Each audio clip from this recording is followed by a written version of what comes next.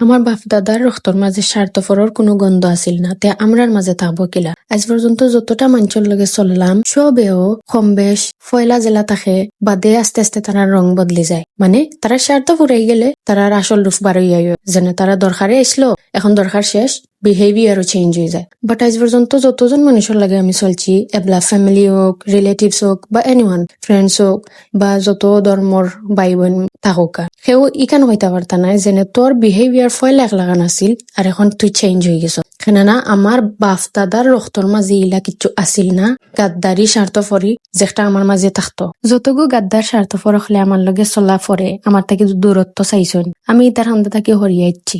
কারণ তোমরার মাঝে একটাও আমার লেভেলর নাই। আমার লেভেলর হইতে হইলে নানি পিওর হার্ট হইতে হইব, যেটা আল্লাহ আমারে দিছন। বাট তোমরার মাঝে একটা নাই, তোমরা আল্লাহ দিছন, বাট তোমরা এগু খামো লাগাইতে পারাই না। মুরব্বী হলে খান কথা কন্যানি আগর আল যাবাই যায়, খরর আলো ওবাই যায়। তোমরা মেবি ওটা দেখা দেখা শিখছো, এর লাগে তোমরা ওলো হইছো। সো আমার এই কথাগুলা যার যার খলজাত গিয়া লাগবো, তুমি তান ধরিলাই এখন তোমার তান্ডেও কইছি।